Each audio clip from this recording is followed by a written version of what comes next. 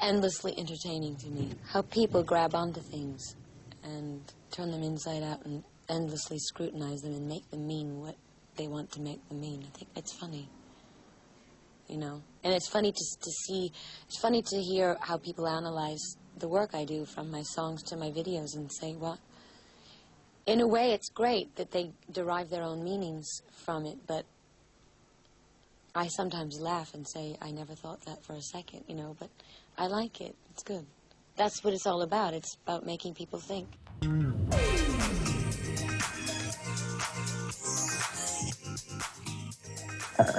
Hi, I'm Madonna. I'm your worst nightmare. To rule the world. Why don't you show them what you do, honey? You've never had more fun with anyone else. People, we gotta move on to the next song. I'm sweet and I'm a bitch, you know what I mean? And that's always been the way it is. I'm a human being. I'm waiting. You're listening to MLVC, the Madonna podcast, your place for all things Madonna Louise Veronica Ciccone. Hey everybody, it's Stefan. Hey guys, it's Tony, and I'm a witch and a love technician. Ooh, yes. Welcome everyone to the final episode of season 2. We have talked about doing an episode dedicated entirely to erotica since we started season 2. And so since even season 1, I think. Yeah, I think so, yeah. But since this is the final episode, we figured we better get around to it. You know, we better do a little erotica. Let's do it. Let's close out 2020 with some erotica. Yes. So here we are. So the topic du jour, obviously, is erotica. There have been countless articles and reviews about Madonna's erotica album, and we thought, what else can we say about erotica that hasn't already been said? You know, we already love the album and the era, and that we think it's one of Madonna's finest. So, right, and also, pretty much everyone we speak to has something good to say about erotica. It is a fan favorite, and if you don't like erotica, then I really don't know what we can talk about. No, but seriously, erotica was a turning point in Madonna's career because it sounded completely different from anything that she'd done before. Oh, totally. Rolling Stone praised it as Madonna's concept album about love and intimacy under the shadow of AIDS, because that was something that was literally a dark cloud hanging over us. There was no treatment at the time. There was no cure. People were dying, and sex was dangerous. Sex was really scary, you know. So for Madonna to put something out that, you know, you could hear about sex, you could see, you know, the sex book, you could see, you know, sexual fantasies come to life. And also, you know, the Body of Evidence film that came out in January, but was supposed to come out actually the month of October. But I guess they realized that too much sex. Too much sex. But anyway, you know, these were things that happened as a result of, you know, all of us being, you know, for lack of a better word, locked down. You know, it was just a different time. I mean, I don't know how to talk about it without mentioning, you know, the dark parts of it. But, you know, a lot of great art comes out of darkness, right? Totally. Yeah, absolutely. And I think erotica looked too much like Madonna taking too many risks, you know, like it was too big of a risk for her to talk about this much sex, put this much sex in everyone's faces. And I think a lot of people thought that she had crossed a line and just went too far. But not the fans, because, you know, most people that were diehard fans in 1992 had been with her since the beginning, I would venture to say. And we kind of knew this was coming. We just didn't know how it was going to be presented to us. You know, we knew that Madonna was getting edgier with each new album and each new film that she did, or, you know, stage play. And boom, this was beyond my expectations.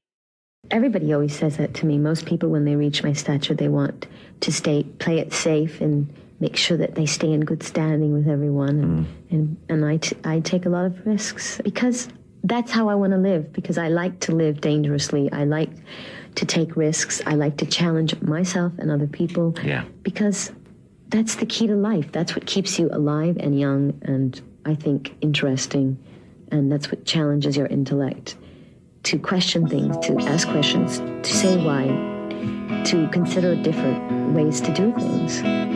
Deeper and deeper and deeper and deeper. Sweeter and sweeter and sweeter and sweeter.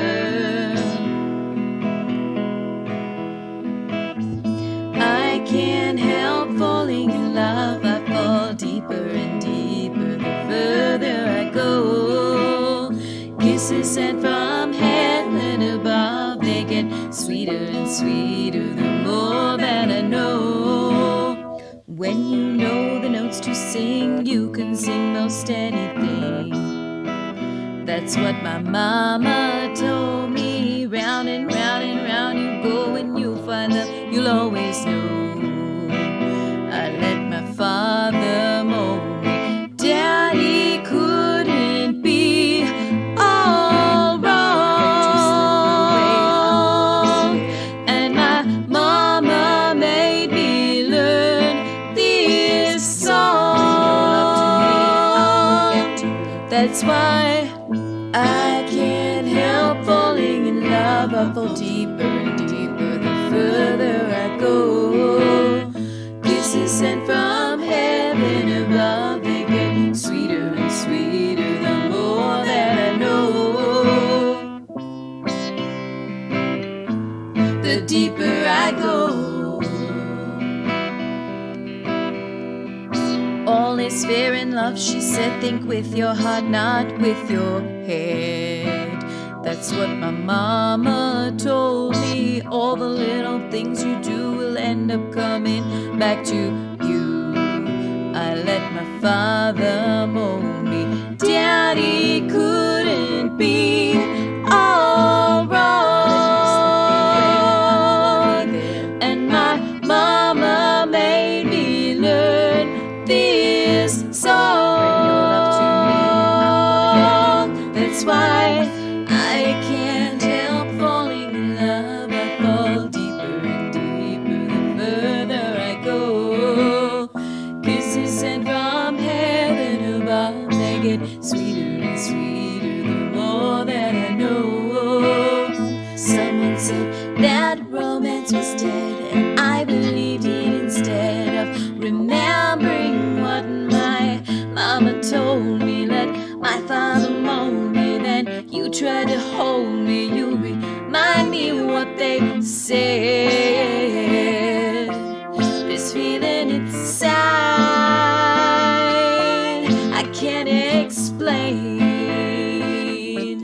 but my love is alive, and I'm never gonna hide it again.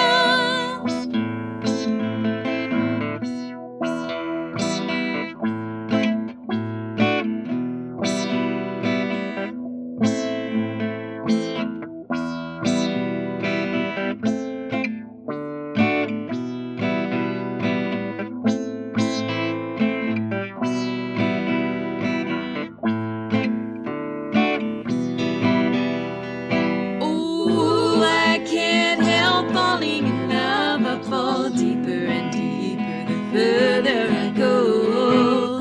Kisses sent from heaven above, they get sweeter and sweeter the more that I know.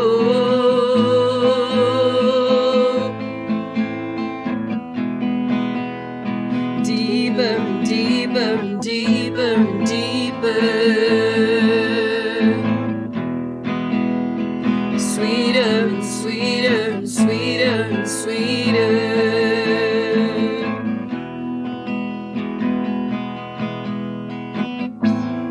You got to let your body move to the music.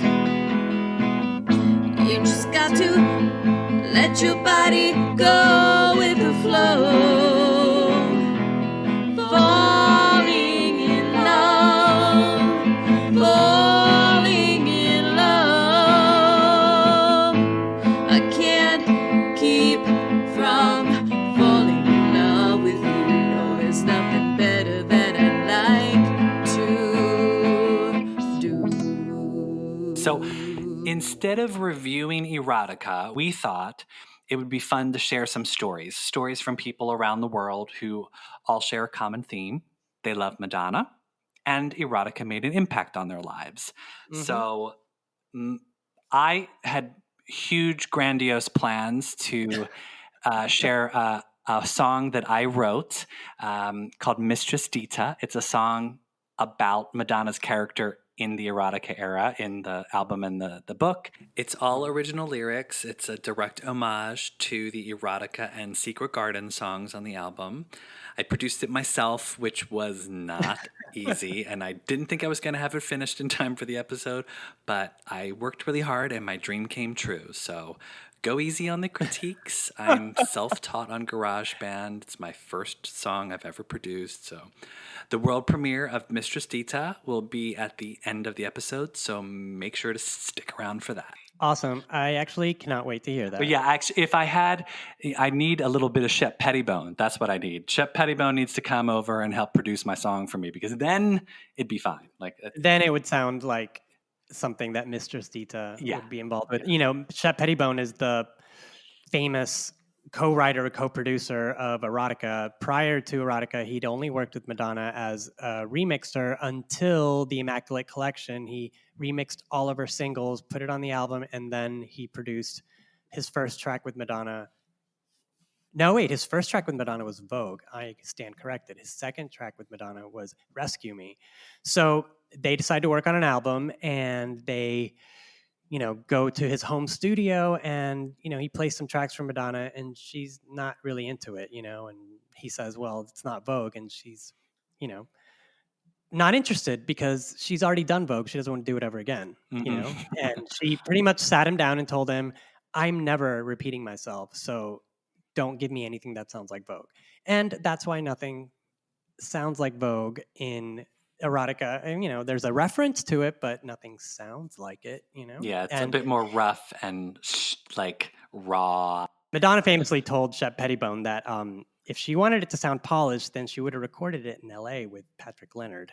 Eek. So that's why Erotica sounds like it was recorded in an alley in Harlem on 123rd Street, because that's the sound that she wanted. And that's what she got. And Shep got to work, you know, he thought that was a really cool, grimy sound. So he got to, you know, add a lot of surface background sounds to make it sound like vinyl, even though vinyl was not popular at the time in any way, shape, or form, right? Remember, you could buy vinyl for like 25 cents? Oh, yeah, it was super cheap. I love that it's now like super expensive. I know, right? So, so they got to work, and, you know, Madonna didn't like any of the songs that they worked on. You know, like, for example, Deeper and Deeper, they worked on it. They tried different bridges and changes. Nothing worked. She's like, no, I don't like this. I'm not doing this song. She threw it out a couple times. And then then she called him in the middle of the night and said, I want the middle of the song to have a Spanish guitar. And this is Shep's quote. He didn't like the idea of taking a Philly house song and putting La Isla Bonita in the middle of it, which is pretty funny. But that's what she wanted, and that's what she got. And Deeper and Deeper is iconic, wouldn't you say? Yeah, that's, I mean, such a standout track. I remember the first time I heard that song, I was actually waiting in line for a haunted mansion in Philadelphia, and one of the local radio stations started playing it, and I was like, oh my God, this is Madonna! And I was like losing it.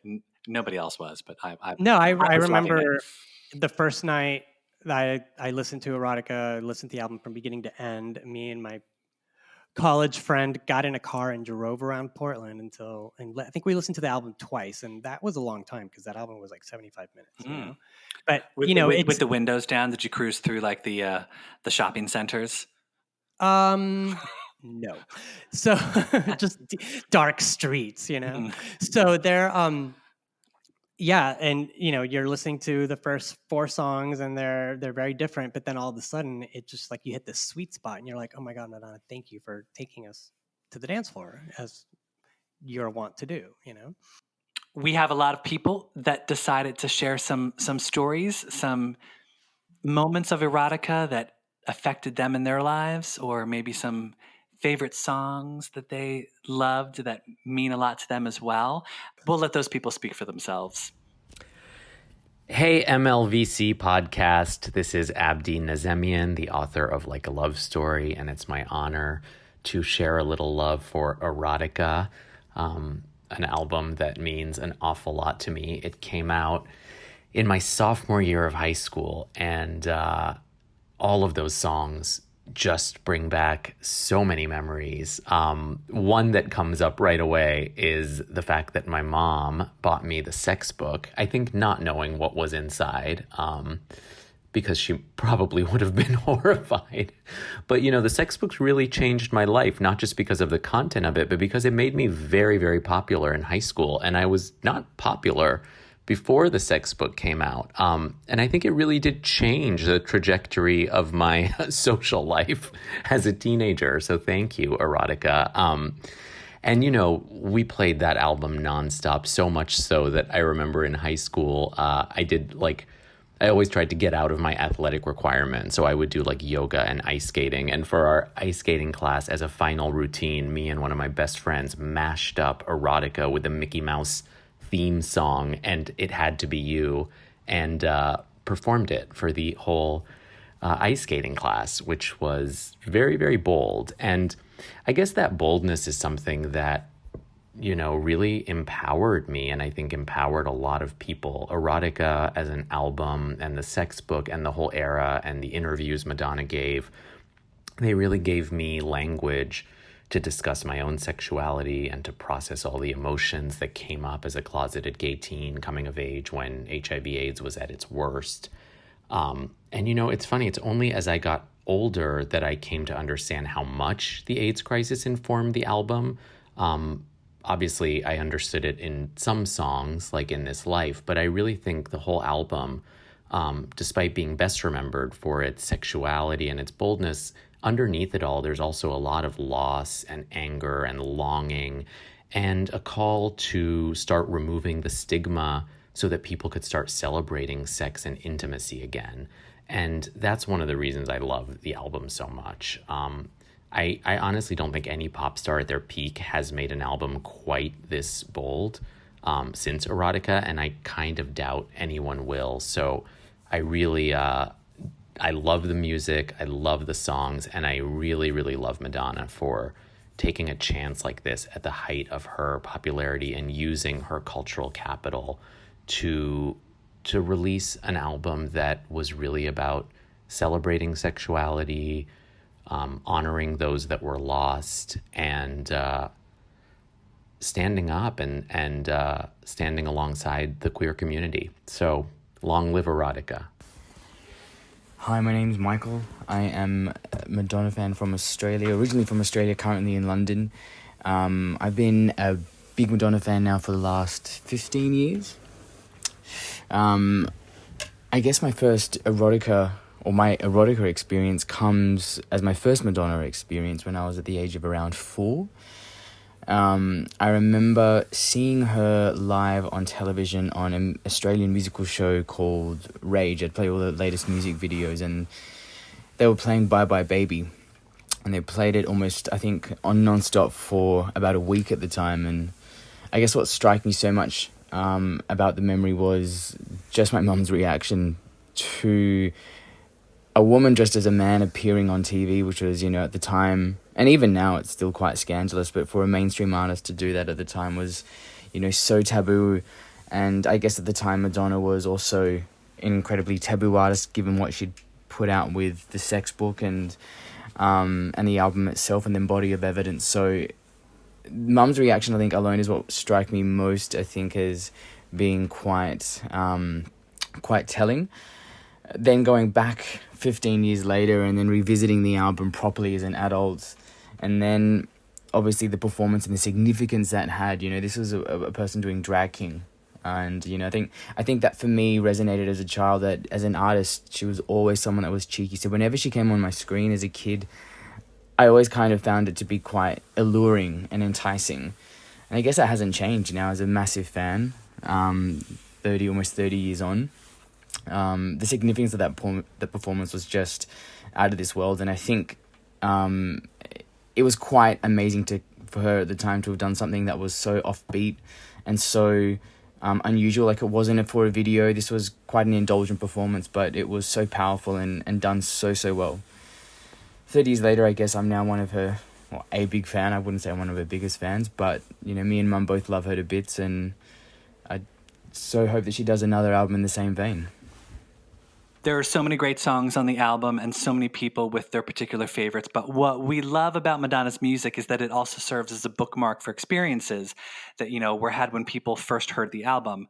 Sean Alexander, my Madam X Beer Chat cohort, has a little something to share about his favorite track on Erotica, as does listener Donald Ely, who took his young son to see Madam X tour in Philadelphia, which was his son's first Madonna concert ever. Actually, I bet he'll never forget first that. concert ever.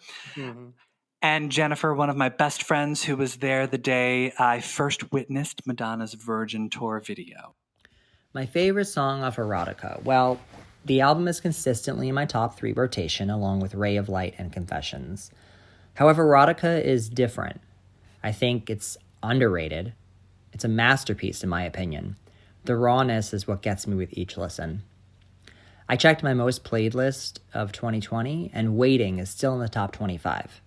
And that's pretty impressive for an album that's 28 years old. So I'd have to say that Waiting is my favorite. It truly embodies what the whole record is. It's raw, passion, this real exposed Madonna like we've never seen before.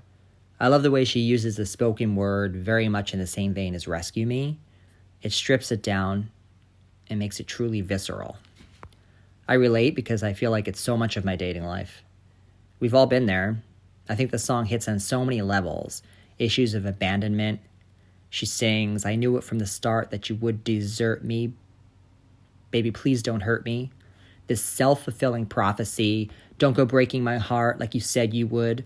Her pleading. In the first verse, she's aware, she's understanding that she chooses these unavailable men over and over, so much that it becomes all she knows. She's exposed. The song takes you on this journey, stabbing you with the truth. It was so easy in the beginning when you didn't feel like running from your feelings like you are now. I hear that verse and I'm like, yes, I know this guy. I know these feelings. Yes, yes. I know on my part, I've become so aware of my own issues as I grow. I'd be interested to hear what Madonna says all these years later and how she relates to it. I mean, it resonated when I was 15 and it resonates now, but in such a different way.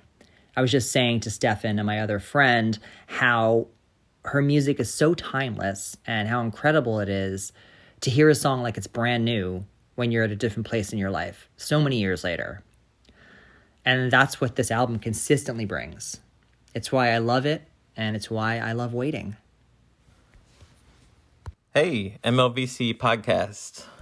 My name is Donald Ely, and I'm a 38-year-old art director, designer, and illustrator based out of Maryland, and I'm a lifelong Madonna fan. Erotica was the first album that I bought with my own money, which at the time for me was my weekly allowance money that I earned for doing chores around the house. The album came out when I was 10 years old and it hit me like a truck. As a preteen, I was just starting to hit puberty when Madonna's triple threat sex-infused era started. I remember hearing Erotica the song for the first time via a cassette single that my mom bought for me at a store. Probably Kmart or Ames, if you remember Ames. Erotica was a new word for me. I asked my mom what it meant, and she just said, "It means sex," and kind of left it at that. She said it kind of mean. Though my mom had always supported my love for Madonna and her music, it was around this time when she started habitually calling her a slut, a whore, and someone who wouldn't know what love was if it hit her in the face. She also said pretty frequently that Madonna most likely had AIDS. I knew what AIDS was because of Truth or Dare and because Madonna always talked about it in her work, but I didn't know why my mom thought she might have it. I just assumed because maybe she liked having sex. Speaking on a more overarching level, I would say that the Erotica era totally piqued my curiosity for all things sex-related. Madonna was my sex educator, and my sex education came in the form of the Erotica album and every interview, magazine spread, and snippet I could find. My mom refused to let me get the sex book, but my Aunt Wanda's boyfriend at the time picked up a copy and promised to hold on to it until I turned 18, about 8 years later. I finally got to see what all the fuss was about because he stuck to his word and gave it to me when I turned 18. But during those 8 years, I had plenty of time to read between the lines, to watch the erotica era videos and try to decipher what was going on. I spent a lot of my time being on restriction or grounded, which meant I had to stay in my room with no friends over and no TV. That meant just me, my double tape deck stereo, and all of my Madonna cassettes. I had all of them, all the albums, all the singles, well, most of them, except for Cherish, I think. The Erotica liner notes booklet was my favorite of all of her albums. She was doing some kinky shit in those photos, and though I didn't 100% understand what was going on, I knew that it was something I liked and wished I was a part of, even if some of the imagery came across as scary and mythical. I liked this mysterious new Madonna with a leather mask and weird hair and no eyebrows, gold-capped teeth, aggressive attitude, hitchhiking naked, smoking cigarettes, kissing old men, wearing leather. I mean, you name it. My parents got me a few erotica posters which hung above my bed and in front of my bed, and those photos gave me many hours of encouragement during my self-exploration phase. I spent hours analyzing the photo with the jewels over her nipples and wondered how they stuck there. I wondered what it looked like underneath of them, and Years later, I was staring really closely at it and noticed that it was actually a bodysuit. The photo of her bending over with sunglasses on and the leopard print swimsuit always had me thinking she was trying to kiss me, and I liked it that way. My friends always asked me if I'd marry her if I could, and my reply was, yeah, but I'm way too young for her. Way too young. Little did I know she'd be dating men younger than I am now. Maybe I did have a chance. She appeared in my dreams often, sometimes as a seductress teaching me how to kiss, and also about the importance of brushing my teeth, and sometimes as a friend, a teacher, a surrogate mother. My neighbor down the street, Ira, shared my love of this album. He's the one that told me that the song Where Life Begins was about oral sex. He'd say, think about it, man. Life begins in the pussy. She's talking about eating pussy. And he was right. That's what she meant. And that's what she meant. She was right. And that's what she meant when she said a different way to kiss. I also joined Icon, the official Madonna fan club, after reading about it in the Erotica liner notes. My grandmother renewed my subscription every year up through college and until the last print issue ran. My fan club subscription started right before the Girlie Show kicked off, and it was a constant source of happiness and frustration for me. Happiness because I loved reading her notes and seeing magazine covers from all around the world and getting updates on future projects. Seeing the Girlie Show being announced and hoping it was going to come to my city. Spoiler alert, it didn't. And that glorious, glorious catalog known as Boy Toy by Mail. It was a source of frustration because it was only quarterly, never published in any sort of routine or scheduled way. I'd get off the bus from school every day running to my mailbox, hoping that my Icon package would be in there, only to be upset day after day, week after week, month after month, until it finally arrived months and months later. Overall, my erotica experience was about more than just the album, which is a perfect album, and I could talk for days about the songs, which taught me, what it's like to lose a friend to AIDS, that having sex and being sex isn't dirty or bad. It can be fun. It also taught me that life is complicated and difficult and not perfect, and I think that was a great lesson to learn early in life, and certainly not the last one that she would teach me. Has it really been 30 years since I first heard Madonna sing Justify My Love? And has 27 years gone by since I attended the Girlie Show and bought the Erotica album? I've recently watched the Girlie Show again for the first time since the winter of 1993. I was instantly taken back to one of the most transformative times of my life. Back then, I was in my first year of undergraduate study and the first time I was living independently on campus. I was 18 years old and reasonably new to dating, gender, sex, and sexuality. I had been raised by a conservative religious family and had found my way to appreciating Madonna and her music with my good friend since the age of 5, an MLVC podcast co-host Stefan. Thankfully, a bunch of my new college friends also loved the Queen of Pop, and we all dug deep into our non-existent savings to buy the cheapest available tickets to the Girlie Show in Philadelphia. I can still remember the excitement and anticipation that I felt as I watched Madonna emerge from the stage floor, wearing almost nothing besides a mask, whip, and knee-high platform boots. The skin, the flirtation, the seduction. She was so confident in her expression, fully embracing her feelings, her body, and desires. The beginning of the show featured a topless woman that slid down an enormous metal pole that seemed to extend into the heavens. Androgyny was everywhere and flowing amongst her dancers. They all had the same short, choppy haircuts, and there were multiple numbers when it appeared that everyone was just having a full-blown orgy. I took this experience with me, and little did I know that I would be applying lessons from the Girlie Show to my life from then on. Specifically, during the following semester when I came out of the closet as a lesbian. When I realized that I was queer, I didn't want to hide it anymore. I wanted to carry my sexuality and myself with the confidence and self-assurance that Madonna demonstrated on stage. So cheers to Justify My Love, Erotica, and Madonna. Thank you for being a strong, visible, and supportive voice of sexual expression and self-acceptance. I love hearing everyone's stories.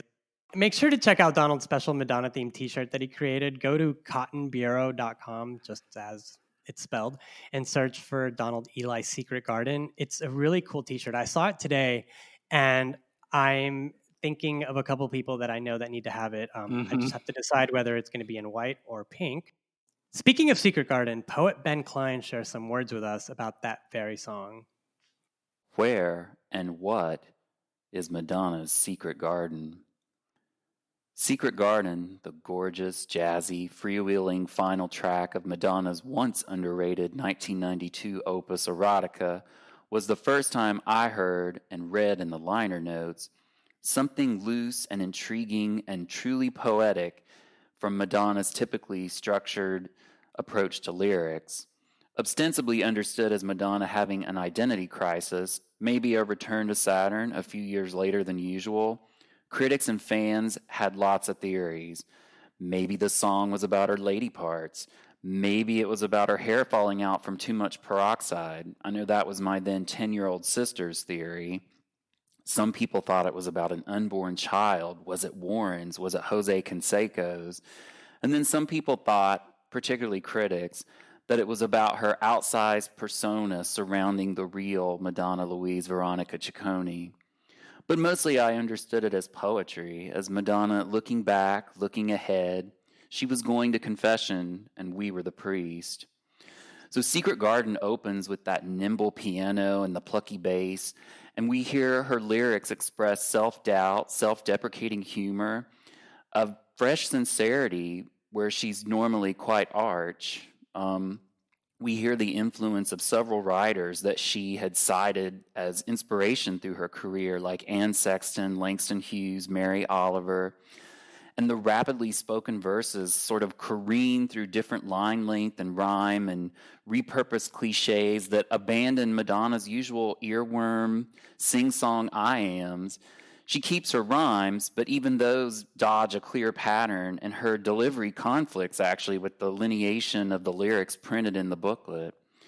But in between the verses, Madonna reminds us of her ability to grab us with the simplest phrasing in the chorus, the beautiful languid chorus in which her voice glides high until the piano descends into that sadness that her voice matches with the word scorn.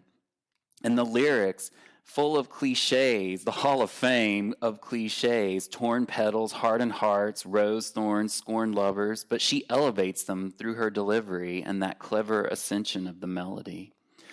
And as the song progresses, Madonna shares her thoughts, but she pivots to dodge them, to really analyze what she's thinking about. She makes a skillful use of some repeated phrases, especially "I still believe," demonstrating her usual surety. And she allows the song to end on doubt. "Somewhere in Fontainebleau lies my secret garden." I remember having to look up that Fontainebleau was a palace, well, also a commune. Was Madonna thinking about giving it all up to become a nun outside of Paris? But it was also a hotel in Miami Beach, so maybe the song was the emotional aftermath of a hotel hookup. In the end, the narrative stayed a mystery, but the words are what grabbed me and kept me there, and I realized that Madonna really was the kind of songwriter she told us she could be, but we hadn't seen up until that point. And we're left to wonder and parse what she tells us, the ripe images and the contradictions together, to wonder if we've ever known Madonna and if we ever really will. Tell me about Bad Girl. Okay. Tell me about the song. Is it about fidelity? Is the lady a hooker? Is it about a hooker? Yeah. No, it's about a girl who's in a relationship that's no longer working, but she really cares for the person, and she's having a hard time saying goodbye, and she's unhappy with her situation, and so here she is, getting drunk, smoking too many cigarettes, hanging out with someone that she doesn't really care about because she's trying to distract herself from the reality that she's in a relationship she needs to come to terms with. And it's just basically she's not happy with her present situation and she doesn't know how to end it. Something's missing and I don't know why. Always feel the need to hide my feelings from you. Is it me or you that I'm afraid of? Tell myself I'll show you what I'm made of. Can't bring myself to let you go. I don't wanna cause you any pain, but I love you just the same, and you'll always be my baby. In my heart, I know we've come apart, and I don't know where to start. What can I do? I don't wanna feel blue. Bad girl, drunk by 6, kissing someone else's lips. Smoke too many cigarettes today. Not happy when I act this way. Bad girl, drunk by 6, kissing some kind stranger's lips. Smoke too many cigarettes today. Not happy, not happy. Something's happened and I can't go back. Fall apart every time you hand your heart out to me. Happens now, I know I don't deserve you. Wonder how I'm ever gonna hurt you. Can't bring myself to let you go. I don't wanna cause you any pain, but I love you just the same, and you'll always be my baby. In my heart, I know we've come apart, and I don't know where to start. What can I do? I don't wanna feel blue. Bad girl, drunk by 6, kissing someone else's lips. Smoke too many cigarettes today. I'm not happy when I act this way. Bad girl, drunk by 6, kissing some kind stranger's lips. Smoke too many cigarettes today. Not happy, not happy this way. Am I just drunk? fucking love. This way. I lost you. I'll never have you back. Some kind stranger's lips. Where are my cigarettes? That girl, drunk by 6, kissing some kind stranger's lips. Am I drunk? Smoke too many Is this love? cigarettes today. Are we I'm not happy when ever I gonna act be this happy? way. Not happy. Okay, so Tony, we're almost at the end of the episode, and I feel like you've really shortchanged yourself. Normally, you have like tons and tons of facts. Where are all the erotica facts? I want some more facts, Tony. Okay, here they come. And you know how long-winded I can get. Okay, so thank you. Hold on. I appreciate tight, it. okay? I've got some hot tea I'm going to sip while you speak. Okay, so, back to Shep Pettibone and Madonna, because, I had not read the Erotica Diaries in a long time. These were published in Icon, which is the Madonna fan club fanzine, which is, still around, hopefully.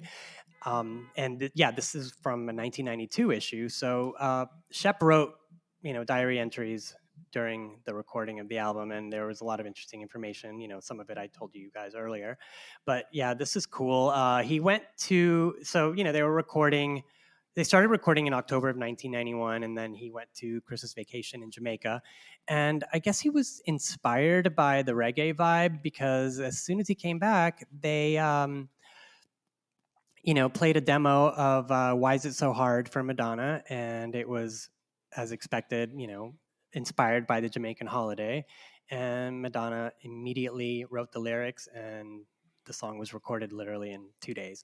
So after it was done, they decided that they needed, some local flavor. So they wanted to get a male Jamaican rapper, to do some voiceovers. And they found this guy who worked at a record store in Harlem. And he came in and he laid down the tracks, and, he drank some rum, and Madonna loved it, but then they didn't use it. And if you ever wonder why there's a Jamaican man appearing in the middle of Why'd You Do It? Did you do it? That's why. That's where it ended up. So at least he got paid. Exactly. I've always wanted to know what that was all about. So at least now we know. And also, for those that don't know, Did You Do It was actually the engineers and the producers that were working on Waiting. This was Andre Betts' team.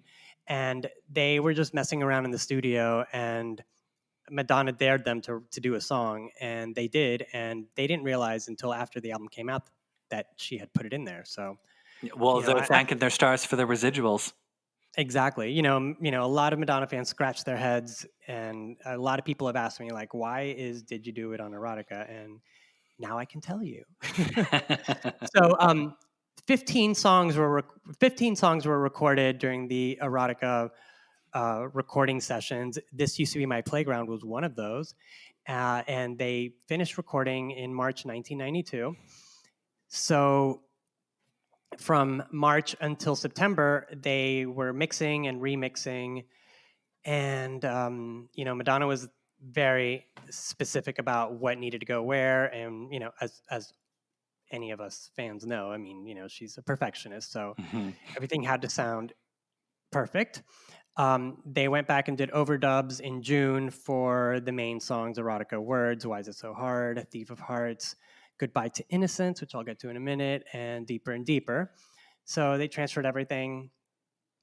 And the tracks were being produced, but they were re-recording overdubs for Goodbye to Innocence, and it just didn't sound right. Madonna couldn't pronounce anonymity, for one. And it just it was recorded in pieces, and it didn't come together. So while they were, working, resetting the instruments or whatever, Madonna started singing in a lounge lizard voice, Fever. And then Shep started playing instrumentation at the same time, and it was a joke that became track number 2 in Erotica. I like the remix of that song. I love the remix with Nicki's booming vocals. So good. I mean, that's the one that I go to. But, I loved hearing Fever because there had been kind of a Fever resurgence in the late 80s, early 90s. Everyone was kind of doing it to be funny. And Madonna made it sexy, and I loved it. Another good story is they wanted to do like a CD single to put in the sex book. So Madonna was basically just going to do a very stripped down version of Erotica with a bass line and her voice, and then the Middle Eastern sounds. But Shep had seen the book by then, and he's like, no, we could do better than this. So he told her, you've got all these great stories that you wrote, so why don't you just incorporate them and just make it a real remix, So that's what happened, and that's where she came up with the name that's where she used the name Dita for the first time. Then they went back and they added it to the original Erotica song. So that's how that started, because that's how the book came into the album, which I never knew. I always thought it was the other way around. The other way around, So there you go. And that, I'm sure a lot more happened, but as far as I know, that was it. It was a lot of toil and trouble and a lot of going back and forth. Madonna wanted this to be perfect, and thank God, because this album is pretty close to perfection, I think. I love every single song, even Did You Do It? Especially In This Life, which I know a lot of people skip over, but I still think that packs a punch, and it's a very important song in Madonna's career. I just wish it hadn't been overshadowed by the sex and slut shaming that this album and book and film kind of brought out in the world. Yeah, I think her image and the sexuality that she was pushing forth with the era, it totally overshadowed it. But now it's such an iconic album of hers. Yeah, it's. It's one of the Madonna albums I will listen to incessantly. I will always go back to the Erotica album, and yeah, it's a no skip type of album. You can just keep it on and dance and sing, get up to your thing, listen to it. There's so many great tracks. So many classics are on that even the deep cuts that didn't get to be singles are still amazing. Oh, and there's so much great stuff behind the scenes too. As far as behind the scenes, remixes that came from the singles. The William Orbit remix of Erotica is a complete and utter masterpiece. I can't get enough of that.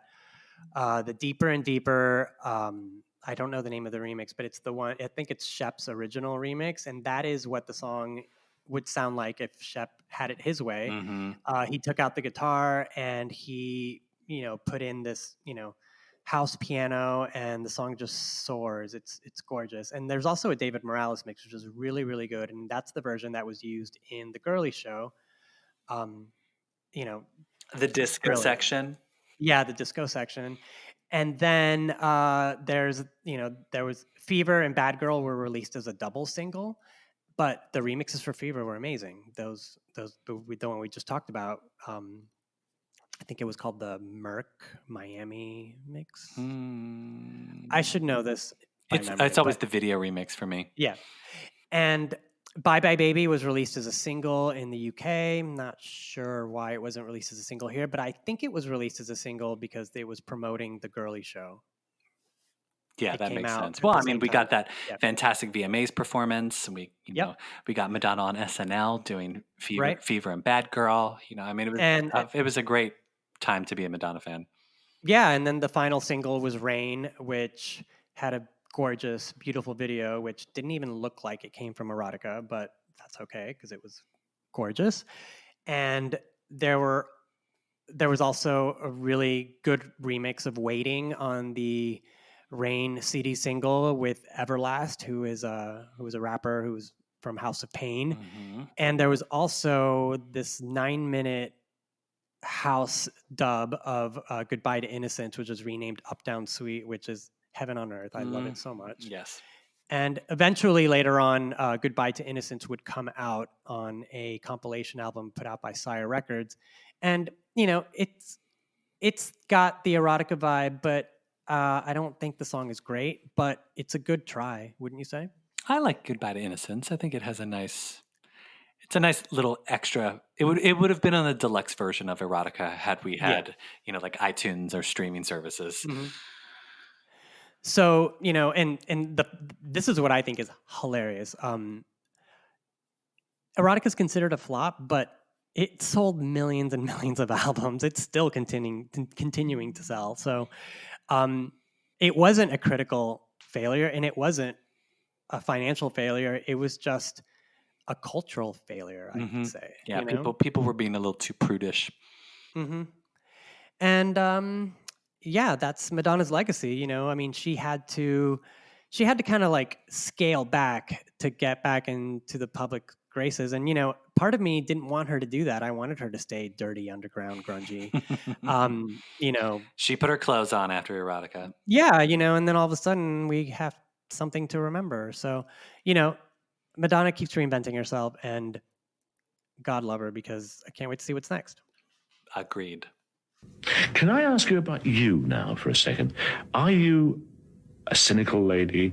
Are you a campaigning lady? Or are you just a sweet little old lady who's misunderstood? I'm cynical. I'm a revolutionary. I'm sweet. I'm all of those things. That sounds very human, and you're evading the question wonderfully. But I am all of those things. I'm not just, no one person is just one thing. The question I'm asking really is the image that we see you? The image is what, I mean, I project lots of different things. I talk about lots of different ideas, but the public only wants to see me in one way. And that is of a very calculating, power-hungry manipulator. Yeah. Yeah, but, you know, that's the way it is. So what's the real Madonna? The real me is a person that if anybody wants to know me, you're going to have to spend a lot of time with me and get to be my friend, because the rest of the world that claims to know me it doesn't know me. I don't know you from having a conversation, right. And you can know certain things about me. You can know certain points of view, but you couldn't know me. You couldn't know the sum total of me, and it takes one person years to know somebody. So. How do I get your trust? Over time. First of all, time. Time is one thing. Right. You know. And the other is just sharing honesty, you know, being open and communicating, and that's the way it starts. That's the way it starts for anybody. Well, Tony, I think that's a wrap on season 2. Wait, no lightning round? No. No, no lightning round. All right. Well, it's been a year. I mean, I don't even know what to say, but what I will say is that for an unconventional year, and you know, this kind of like, we just did not have, well, basically what I'm trying to say is that everything that we planned got turned on its head, and that's why we started doing the podcast every week, and it brought us so much closer to you guys. I can consider all of you guys my friends, and it makes me feel great. I love to put this out, and I just love to have this space for all of us to hang out in. So let's do it again in 2021, and let's do it big, okay? Yeah, I know it's bittersweet that we're ending. I'm sad that we're wrapping up the season, but I'm also really happy and proud that we podcasted all year and made it through 2020. And you know, on a personal note, I'm always thankful that we had the podcast, because it has been a source of focus and distraction for me from the reality of the world that we currently live in, and you know, various lockdowns and being trapped indoors or being too scared to go outside, and knowing that I had a couple, you know, an hour or so every week that I could talk about Madonna and sort of like escape reality, which has always been really great. And we have such a great community of listeners out there. Thank you for listening, tuning in every single week, following our journey, or for the people who discover us and binge us. Yeah. You know, after like a week. What's wrong with you people? Thanks for listening. It's been wonderful. And listen, guys, really, if there's anything that you want to talk about or hear on the show, or something that you think we got wrong or maybe got right, just let us know. We'd love to hear from you guys, and we love suggestions, because, you know, that's going to make us better, you know? I'm sure that they will, Tony. I love our vocal fans. So feel free to drop us a line. We love hearing from all of you. You know, I go on all night about it. You can find us on Instagram and Twitter at MLVC Podcast, on the web at mlvcpodcast.com, and we are streaming wherever you listen to podcasts, so please share us with your friends and fellow Madonna fans. And we will be back with season 3 in early 2021, so stay tuned because, believe it or not, there are already some great guests lined up, and of course, some Madonna chats coming your way, and you won't want to miss out. So until then, bye-bye, baby.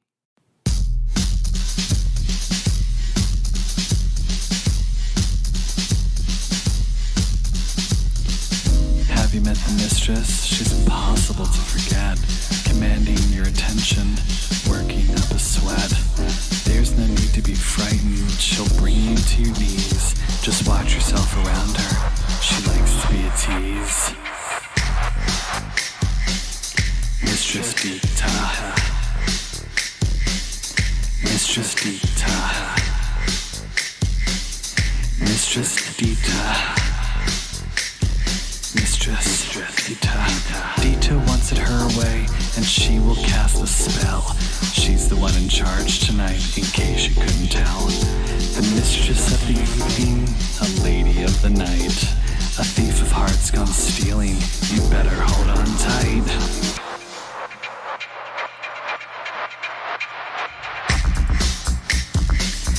Mistress Dita, Mistress Dita, Mistress Dita, Mistress Dita, like no other, erotic lover, brings you fever, deeper, deeper. Oh, Mistress Dita, are you a bad girl? I have no words to describe the way I feel inside.